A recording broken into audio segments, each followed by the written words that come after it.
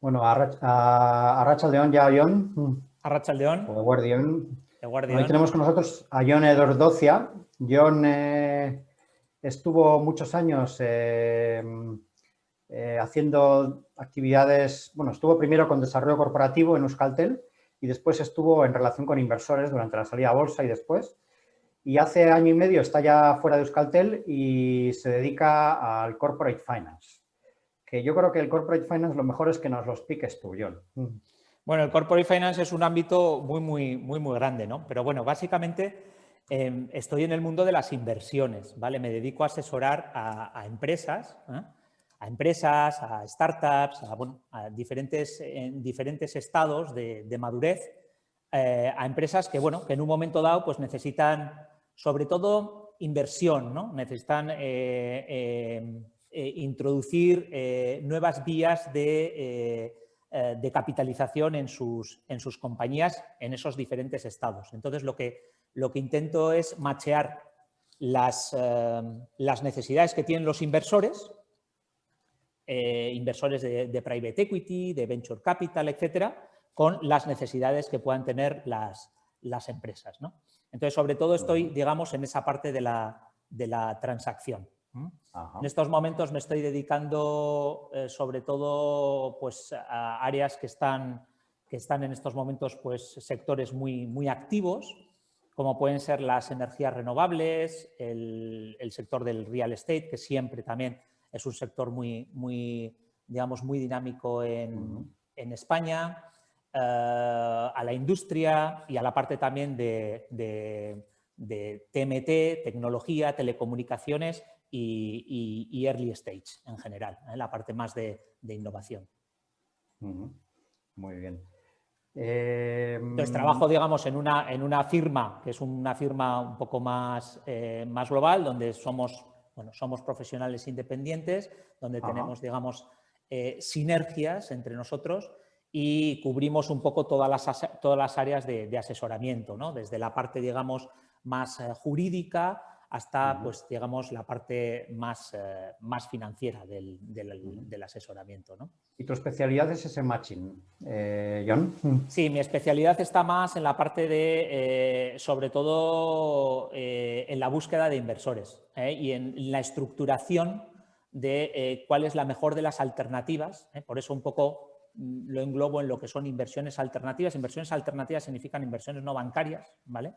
No están inversiones que no son, digamos, tradicionales, vías de inversión tradicional, que yo creo que en estos momentos, pues bueno, pues cada vez en la cultura anglosajona pues está muchísimo más avanzado esta cultura de buscar inversión más allá de la financiación bancaria, y aquí pues poco a poco se está introduciendo, y se está introduciendo con fuerza, diría yo. Cada vez más, pues yo creo que había recientemente un estudio de KPMG, ¿no?, que decía que el 42% de las empresas ya en España ya veían la inversión alternativa, el private equity, como una alternativa para crecer, que ya lo estaban contemplando. Porque yo creo, Joséan, que en estos momentos vivimos, bueno, y más con el tema de la pandemia, ¿no?, y el cambio que hemos tenido, el cambio brutal, que ya estábamos en un proceso importante de cambio, pero se ha acelerado todo esto con la pandemia.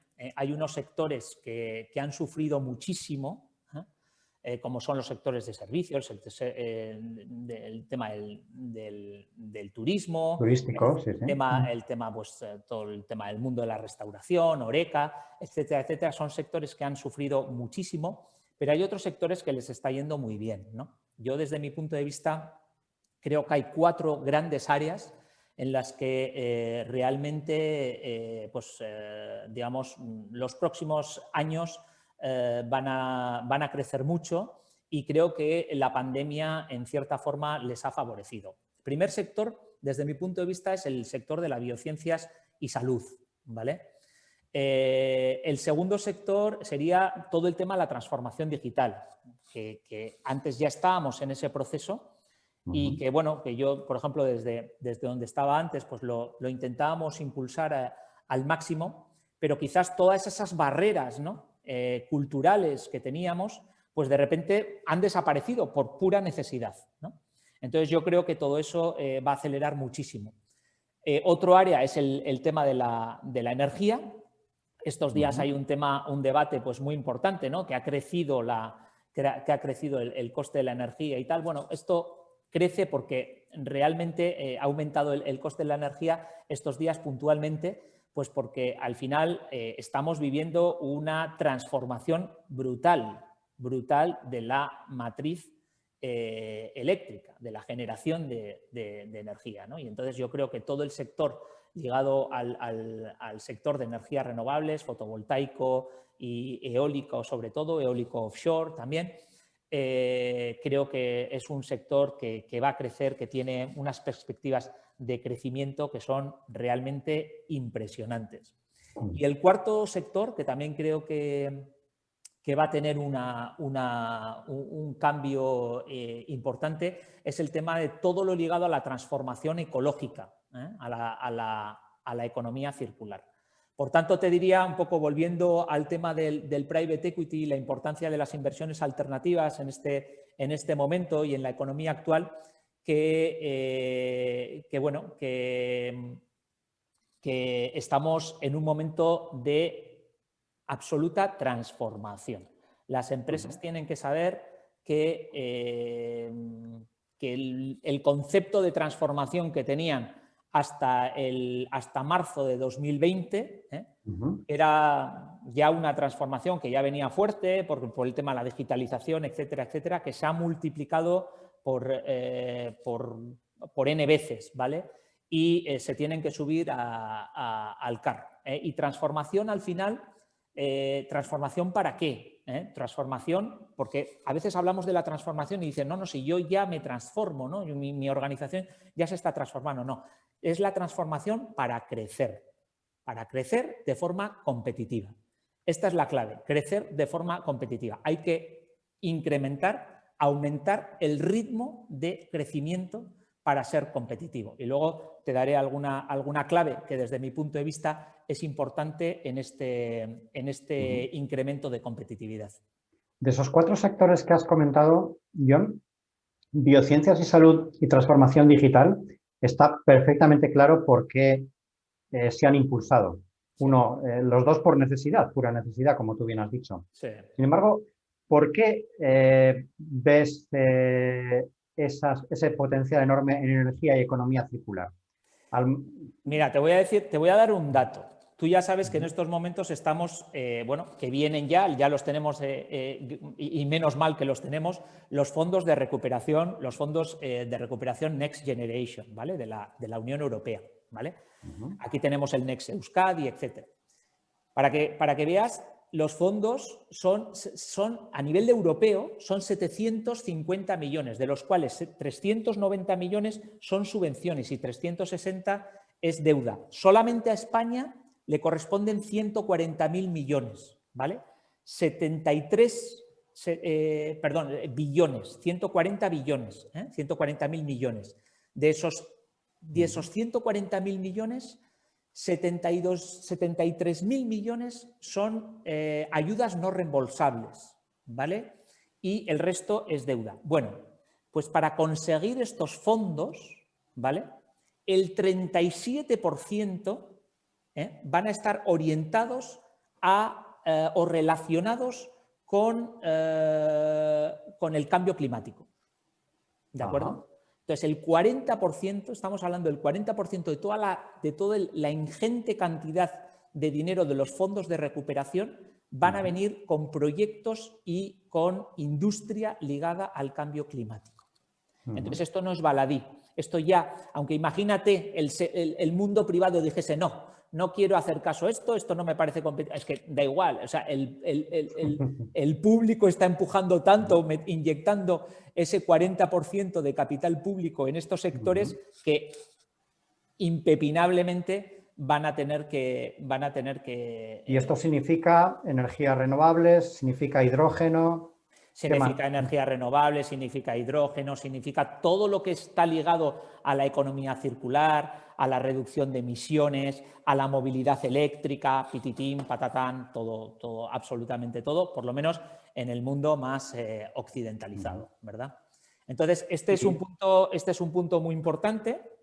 Y pues las empresas en estos sectores, pues bueno, las empresas que están en estos sectores, de hecho, viendo la bolsa un poco, pues vemos, bueno, además luego hay sectores clásicos, ¿no? Como el sector de la alimentación, etcétera, que están siendo, yo creo que son sectores que han tenido coyunturalmente, o el sector del retail también, ¿no? Coyunturalmente un impulso, pero lo veo más coyuntural, no lo veo tan estratégico, ¿eh? Y obviamente esos sectores, a su vez, se van a tener que, en cierto modo, que nutrir, ¿no? De un poco de toda esa conciencia y de todos esos modelos ligados a la economía circular y a las energías renovables, obviamente, ¿eh?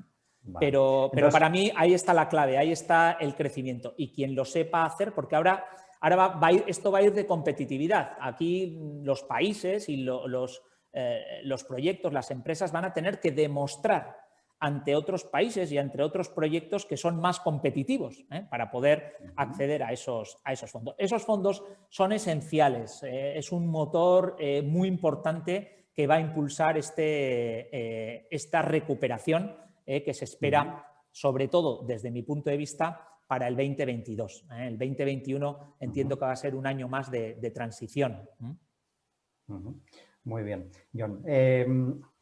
De hecho, estamos viendo en las noticias constantemente cómo surgen grandes proyectos relacionados especialmente en nuestro entorno con el hidrógeno, o por lo menos son los que más ruido están haciendo. Es verdad que a nivel institucional, en los proyectos que ha presentado Euskadi hay varios relacionados con la movilidad eléctrica, hay unos cuantos, pero a nivel corporativo llama la atención el tema del hidrógeno, ¿no? Hay proyectos de Ingeteam, hay proyectos de Iberdrola, hay proyectos de Petronor, y alguno más que seguro que me estoy dejando, de Naturgas, me estoy acordando ahora. Sí.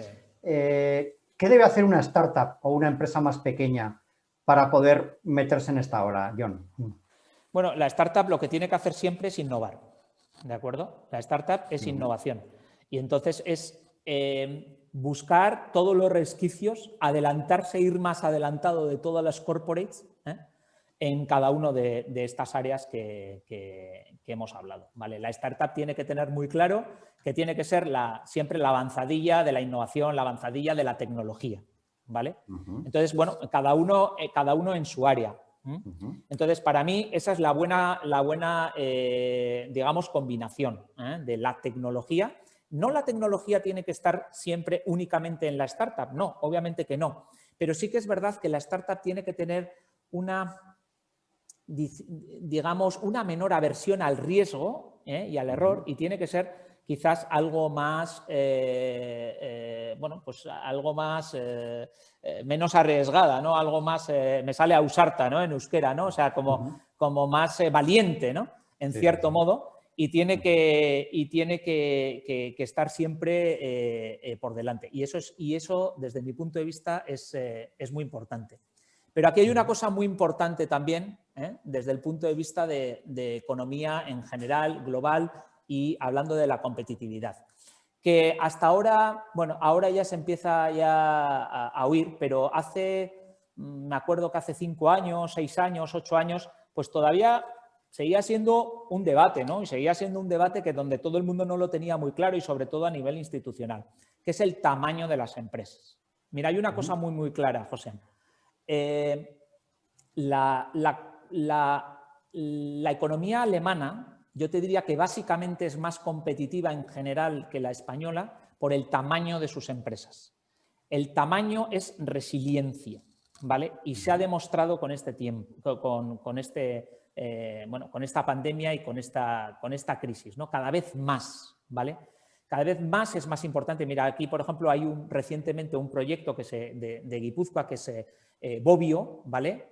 Que son 2 empresas guipuzcoanas que son líderes en montajes de torres eólicas, ¿no? Que se juntan, una es HWS y la otra es Amont Group, ¿vale? Que se juntan y viene un fondo, que en este caso es el Moira Capital, que les mete 15 millones de euros y desarrollan un proyecto de torres eólicas conjuntas. O sea, es decir, cada uno trabaja en un área donde es más especialista, donde conoce mejor y se juntan y crean ese grupo, ¿no? Entonces, bueno, yo creo que este es el camino. Las empresas tienen que buscar tamaño para ser más competitivas. Es parte de la transformación. Y para ello, que yo creo que es ahí donde también tiene que entrar la administración, porque muchas veces la administración, pues, en cierto modo ha ridiculizado, ¿no?, el tema del tamaño. Sí, yo no les voy a sentar a dos empresas para que se junten y tal, ellos ya saben lo que tienen que hacer. Bueno, ya saben lo que tienen que hacer, sí y no, porque a veces hacen falta instrumentos, ¿no?, como instrumentos incentivos fiscales, por ejemplo, ¿no?, etcétera, etcétera, que ayuden a la adquisición de ese tamaño. Yo creo que aquí hay un tema estructural, es como un poco como el paro, ¿no? El tema, ¿por qué en España y por qué en Euskadi concretamente las empresas tienen menor tamaño que en Alemania? En Euskadi y Alemania, cuando son dos economías que incluso, ¿no?, sobre el papel se podrían hasta comparar, ¿no? Bueno, pues hay temas estructurales y esos temas estructurales hay que atajarlos, ¿no? Y parte también es la ayuda y el impulso de las políticas públicas y las políticas fiscales. Muy bien. Has comentado como receta para las startups el desarrollo, ser avanzadillas de la tecnología. Sí. El problema es que para el Next Generation o el Next Euskadi a lo mejor ya es tarde, ¿no? Porque si empezamos a desarrollar una tecnología ahora, hasta dentro de 1 o 2 años no va a estar lista. Con lo cual se nos ha pasado el arroz ya, ¿no, Jon? Bueno, lo que pasa que, a ver, que hay gente pensando, hay proyectos que ya, hombre, obviamente tiene que estar todo, hay ideas, hay proyectos, pero que tienen que tener un cierto grado de maduración, por lo menos en la cabeza de sus promotores, ¿no? O sea, entiendo que todavía hay muchas cosas, muchos proyectos, mucha tecnología, mucha innovación debajo de las alfombras, ¿no?, pero que tienen que visualizarse, porque incluso esto del Next todavía ni ha aflorado, porque esto ha aflorado desde el punto de vista de grandes empresas, grandes corporaciones, llamadas de teléfono digamos, en la punta del iceberg, donde te han dicho, oye, ¿tú en qué quieres estar, en qué proyectos? Y estos son los que han aflorado. De todos modos, el Next Generation y los proyectos no están cerrados hasta el 30 de abril. Es verdad que el grueso no se va a modificar, pero sí que todavía hay posibilidades. Pero en torno a esos proyectos, en torno a los tractores de esos proyectos, hay mucha innovación todavía que se puede llevar a cabo. Yo creo que en tema de innovación nosotros ahí no flaqueamos. Para mí no es uno de los puntos débiles que tiene nuestra economía. Para mí, desde mi punto de vista, te decía que el tamaño de las empresas es un punto débil y eso hay que atajarlo y hay que tener, cuando queremos tener realmente políticas orientadas y foco en algo, como en eso, pues se pueden conseguir mejoras. Yo creo que el tamaño de las empresas hay que hacer foco en ello porque tenemos que competir. Los proyectos van a tener que competir con proyectos franceses, italianos, alemanes, etcétera, holandeses. O sea, son proyectos realmente de economías muy potentes y entonces esto se consigue con tamaño por un lado. Y luego para mí, José, otro punto importante es que tal y como desde la década del 2000, digamos, hemos hecho un esfuerzo muy grande en todo lo que es la innovación. Yo creo que ahí, pues como hicimos en la década de los 80 y de los 90 en la calidad, ¿no? En la década de 2000 y 2010 pues hemos hecho mucho esfuerzo en la innovación. Desde mi punto de vista tenemos que acercar y eso es una de las digamos, bueno, no sé cómo decirte, de un poco de los sueños que tenemos, ¿no?, los que estamos en este mundo, es acercar el capital a la innovación, ¿vale? En estos momentos el capital, y ya te estoy hablando de Euskadi, te estoy hablando del entorno a nivel del País Vasco, el capital está lejos de la innovación, ¿vale? Y es muy importante que el capital se acerque a la innovación. Y aquí, pues bueno, pues ¿cómo se acerca el capital a la innovación? Pues se acerca generando un clúster financiero y atrayendo o sea, es importante que quienes analizan los proyectos con cara y ojos, quienes tienen el Excel cerca, que conozcan dónde está el foco de esa innovación, ¿no? No basta con ir con un PowerPoint a Madrid, a Barcelona, sobre todo, o ya, bueno, pues a Londres o a algún otro sitio ya más lejano a buscar esa financiación. A mí me parece muy importante que el capital, que donde surge realmente la inversión, esté cerca de esa innovación, ¿eh? Y entonces, bueno, pues hay iniciativas, ¿no? Pues, por ejemplo, el gobierno vasco, pues, forzó o lanzó una iniciativa, ¿no? Pues como puede ser AB Capital, que me parece una iniciativa potente, pero queda muchísimo por desarrollar. Y aquí, nuevamente, también las políticas fiscales, ¿vale? Junto con las políticas públicas, pues bueno, pues pueden ayudar mucho a generar este clúster de inversión. O sea, tenemos que meternos el chip, ¿no? La conciencia de que la inversión y la financiación tiene que estar cerca de la innovación. Supimos hacerlo en innovación, ahora tenemos que dar el paso a acercar ese capital, y bueno, pues hay proyectos también que se están generando en Private Equity, en Venture Capital, en Guipúzcoa, en Vizcaya, en Álava, sí, pero todavía es insuficiente. Hay que generar más industria de la financiación. Es muy importante acercar ese capital a la innovación. Y a innovar yo creo que sabemos y, ¿por qué no? Oye, pues mira, pues el País Vasco también en su día fue un foco de un lugar donde nacieron pues, instituciones financieras como el Banco Vizcaya, el Banco Bilbao, el Banco Guipuzcoano, Bancoa, etcétera, etcétera, Caja Laboral. ¿Por qué no vamos a ser capaces de generar una industria más potente de la financiación? Estoy seguro que haciendo foco seremos capaces de conseguirlo, ¿no? Muy bien. John, inversión alternativa, que es una de las cosas que has mencionado que estás haciendo. ¿La inversión alternativa también se ha visto favorecida por la pandemia? ¿O las inversiones alternativas? Mira, te voy a decir que si lo vemos desde el punto de vista de operaciones, y aquí te estoy hablando ya a nivel de España, ¿vale? En el primer Q de 2020 tuvimos 568 operaciones de M&A, ¿vale? Ajá. 17% menos que en el Q anterior, que en el cuarto Q de 2019. Operaciones ¿vale? de M&A, para el que sea profano, John, quizás convenga explicar que son compras, adquisiciones... ventas y adquisiciones de compras, adquisiciones, ventas de empresas, o sea, operaciones, deals. Sí, sí. Entonces, hubo 568 operaciones, que ya eran 17% menos. En el segundo Q estaremos a nivel de España en torno a las 300, se quedará, todavía no se ha publicado la cifra, pero se quedará en torno a las 300 operaciones. Y en el cuarto Q ya se espera una recuperación, ¿vale? Entonces, yo te diría que 2020 pues no ha sido, si cogemos las cifras absolutas, no ha sido un año de grandes operaciones de M&A desde el punto de vista cuantitativo. Pero también te digo que en estos momentos, ¿vale?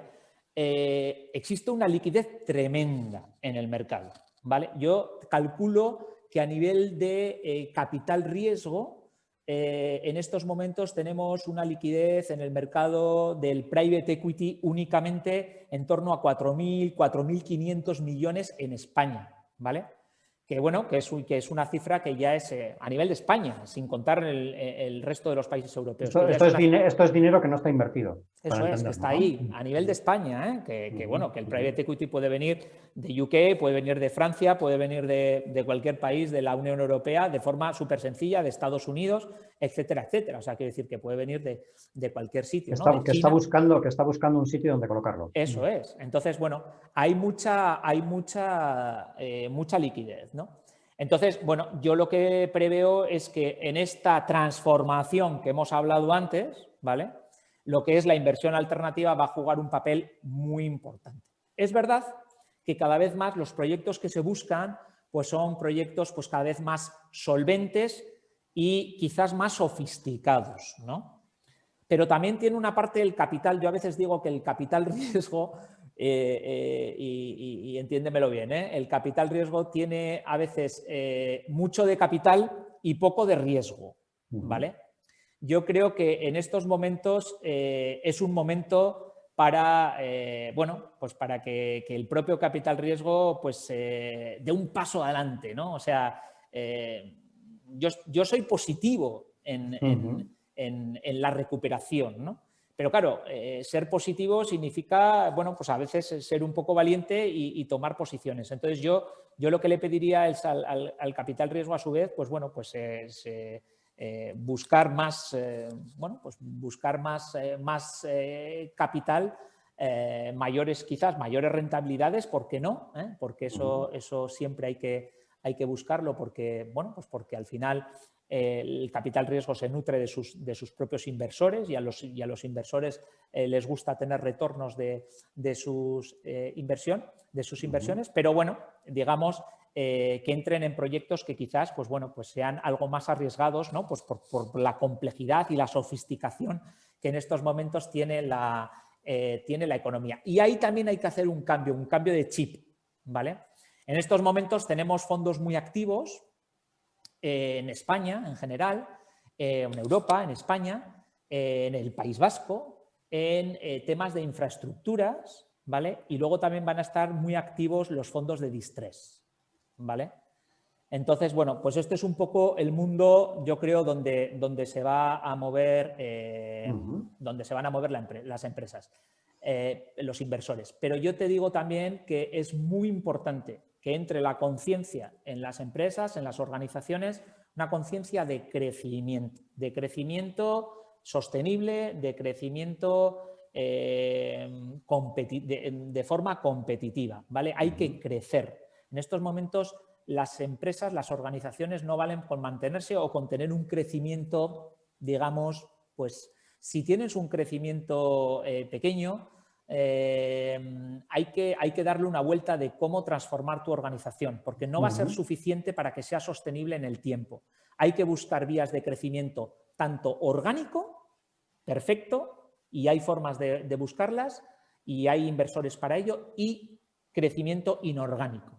El crecimiento inorgánico, pues a veces a empresas pues más familiares, empresas más cerradas, etcétera, pues a veces les cuesta más, ¿no? Porque al final, pues bueno, pues es meter capilaridad en tu capital, y eso desde el punto de vista de gobiernos corporativos y del gobierno de la propia empresa, tal cual está en estos momentos pues gestionada, pues cambia, ¿no?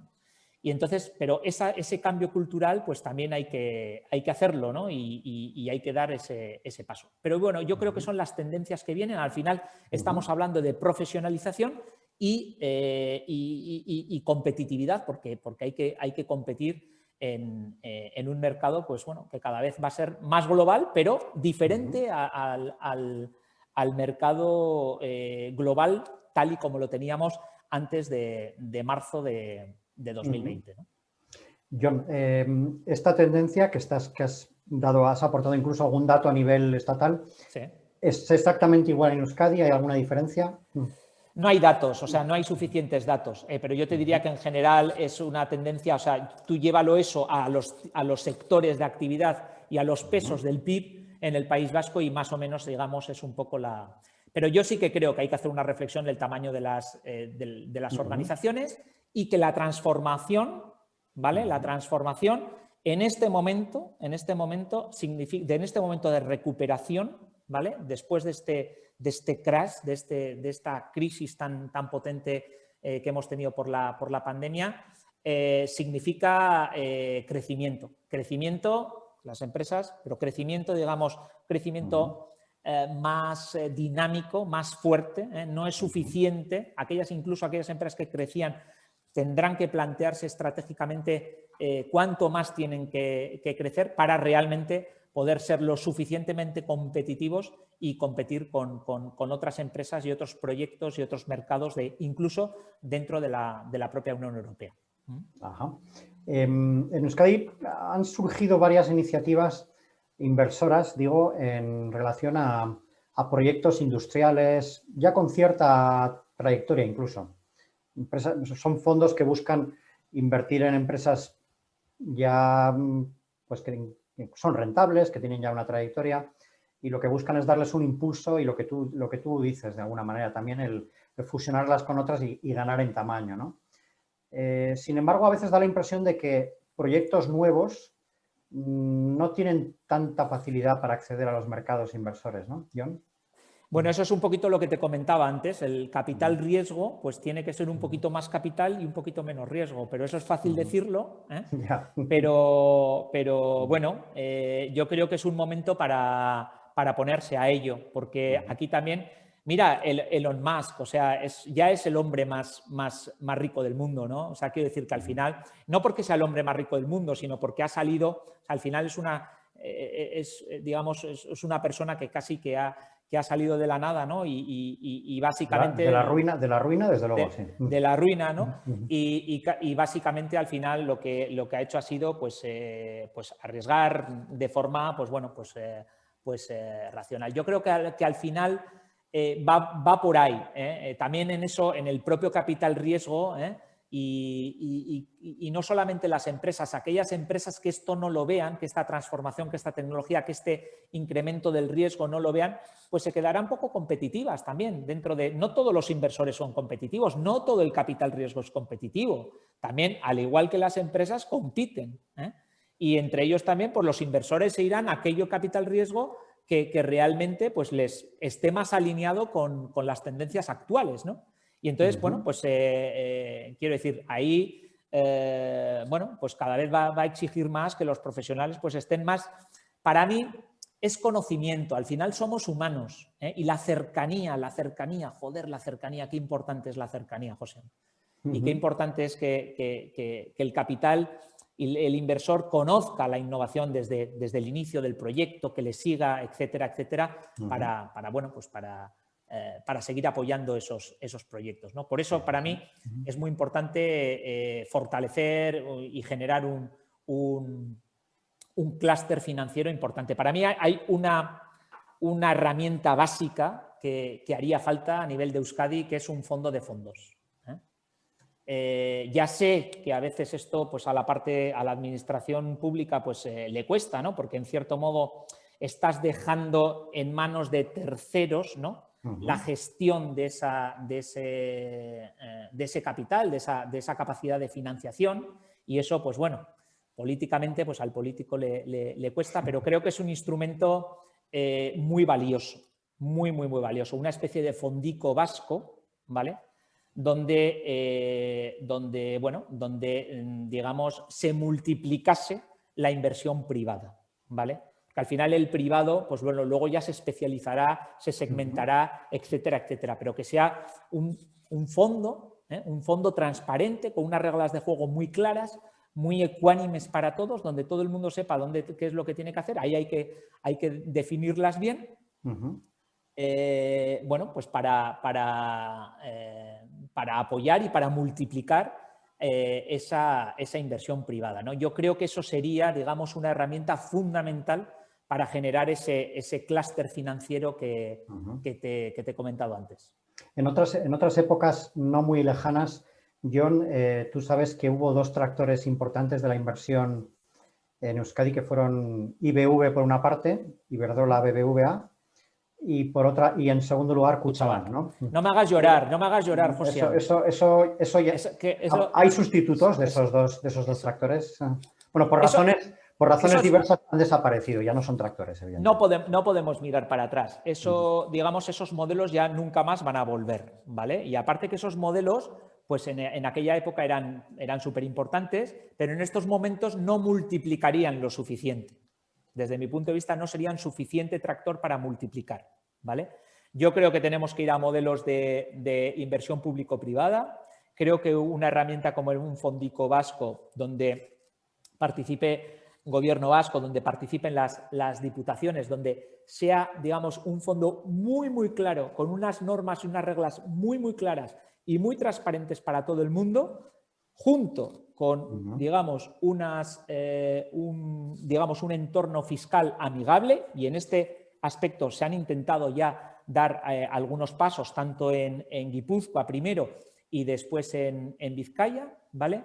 Creo que con eso, digamos, se podría impulsar, y creo que es un buen momento para hacerlo. Yo animo a las administraciones para que lo hagan, impulsar un sector o un clúster en el mundo de la inversión pues, más potente, que esté más cerca de la innovación que innovación tenemos en el País Vasco.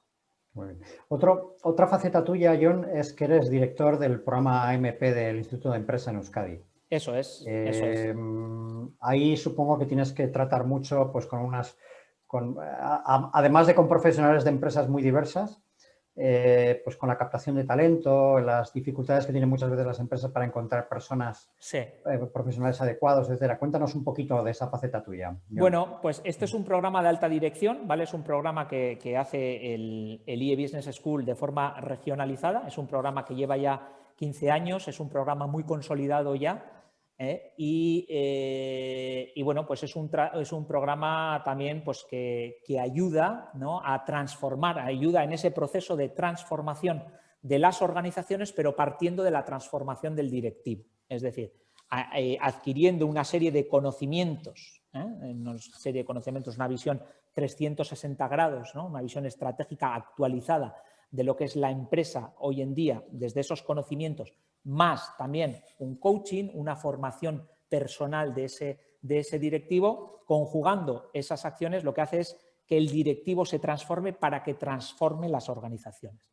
Es un tema realmente interesante en ese aspecto de, digamos, de empoderar al directivo, de darle más visión para que, bueno, pues para que se pueda, en cierto modo, reducir el grado de ansiedad, que en estos momentos en el mundo directivo es muy alto, también los miedos que los propios directivos tenemos en un momento dado. Y bueno, pues en este aspecto es un programa pues muy interesante. Aquí yo básicamente lo que más me he encontrado es, ¿cómo te diría?, una especie de barrera potente entre esta visión de transformación y un departamento clásico de recursos humanos, ¿vale? Muchas veces, pues bueno, lo que se ha hecho ha sido cambiar el nombre, se ha pasado del llamarles recursos humanos a llamarles el departamento de talento, pero no han cambiado conceptualmente, ¿vale? Yo diría que cuidado con aquellas empresas que todavía tienen, digamos, esta visión de que la formación la tienen que llevar los departamentos de recursos humanos. Muchas veces nosotros vemos que no es precisamente el departamento que mejor conoce a sus directivos, ¿no? Entonces, bueno, esto ocurre para directivos que ya están ya consolidados en la empresa y también para la nueva captación de talento, ¿no? Entonces, el talento está evolucionando, las necesidades, digamos, de formación están evolucionando de una forma tan rápida que es imposible que los departamentos staff, ¿no?, sean capaces de entenderla y de asimilarla, ¿no? Entonces, para mí hay un gap, ¿no?, por ejemplo, en la selección de personal, de cómo se hace esa selección de personal, de qué es lo que las empresas necesitan o sea, qué es lo que el mercado les pide a las empresas que necesiten, ¿vale? Y lo que la empresa interpreta que necesita, ¿vale? Entonces, bueno, para mí aquí hay una luz roja también que tiene que ir cambiando. Muchas veces, para ponerte un ejemplo, las selecciones de personal se hacen en función de la experiencia adquirida. O sea, básicamente, hoy en día un headhunter muchas veces lo que hace, o un seleccionador, lo que hace es captar una persona de la competencia y meterla en el mismo departamento a hacer lo mismo en otra empresa, en la empresa de la competencia, ¿no? Y sin preguntarnos si realmente esa persona en la competencia aportaba el valor que realmente tenía que aportar en ese puesto para que esa empresa aportase ese valor en el mercado o no. Solamente nos importa que tenga experiencia en ese tema. Entonces, quiero decir, ahí hay que incrementar un poquito el valor, hay que ser más finos, ¿no? Por eso yo iría a nuevos modelos también de selección de personal y selección de talento, ¿no? Un poco más basados en la experiencia real. ¿Qué es lo que has hecho? ¿Cuánto has arriesgado tú? ¿Cuáles son los proyectos? Aunque sean proyectos en los que realmente no son idénticamente iguales al puesto que vas a asumir. Creo que ahí tenemos que todavía vivir una revolución. Ahí el mundo anglosajón también va muy por delante a nuestro mundo. Nosotros somos todavía muy tradicionales, ¿eh? Y creo que también hay que en la selección y atracción de talento, creo que hay que cambiar mucho el chip y gran parte de ello, de este cambio de chip, lo tienen que hacer los departamentos staff y de recursos humanos de las corporaciones, ¿no? Eso es un poco mi visión. Muy bien, John. Pues yo creo que hemos hecho un recorrido te da unos cuantos titulares, completo, José. Sí. Por supuesto, sí. Sabes de qué va este negocio, se nota. Creo que hemos hecho un recorrido ya tenemos unas cuantas canas. Y ahí nos hemos visto desde hace muchos años, José. Sí, ya estamos localizados hace mucho tiempo. Sí. Bueno, yo creo que hemos hecho un recorrido bastante amplio de cómo está en este momento la inversión en Euskadi, el Private Finance o el Corporate Finance. Sí. ¿Qué oportunidades tenemos a corto plazo con los fondos Next Generation? Aunque creo que las startups lo tienen un poco difícil para captarlo rápidamente, pero bueno, creo que has dado algunas claves interesantes. Y bueno, pues luego algunas claves que has dado también sobre cómo, bueno, has insistido mucho en dos conceptos, el hub financiero. Sí, el clúster financiero. El clúster financiero. Sí. Clúster, pero no es asociación clúster, sino clúster entendido en un modelo original del término en un modelo porteriano, que para eso me hice el MOOC. Para eso me hice el MOOC. Y luego has utilizado muchas veces también, o has insistido muchas veces en la necesidad de ganar tamaño, ¿no? En las empresas vascas. Y un fondo de fondos. En el que fondo de fondos en el que se ponga, digamos, capital público para que, a su vez, se multiplique con capital privado y, digamos, reducir en cierto modo, el control, el manejo directo por parte de... Y esto, no sé, esto igual es una de las partes que me tendrás que cortar. Pero bueno. Bueno, John, pues te agradezco mucho tu tiempo, tus sabias explicaciones y bueno, pues a ver si te hacen caso los que están, a los que van a estar al otro lado de la pantalla escuchándote. Y yo creo que muchas de las cosas que has dicho son muy razonables y probablemente las tomen muy en cuenta. Y muchísima suerte con tu actividad de Corporate Finance, John. Pues muchas gracias a ti, José. Y de formación también, como nos has dicho al final. Sí. Muchas gracias a ti y yo creo que este año va a depender mucho del ritmo de la vacunación. Por favor, vacúnenos rápido. Es muy importante que nos vacunen en el primer semestre a la mayoría de la población para que en el segundo ya, primero, podamos poner ya la rampa de salida, sobre todo en el sector servicios, y ya consolidar un crecimiento en el 2022 que seguro llegará si lo hacemos bien en el 2021. Pero el tema de las vacunas va a ser determinante, el ritmo de vacunación va a ser determinante para aprovechar bien este año. Muy bien, John. Muchas gracias, José. Qué ricasco.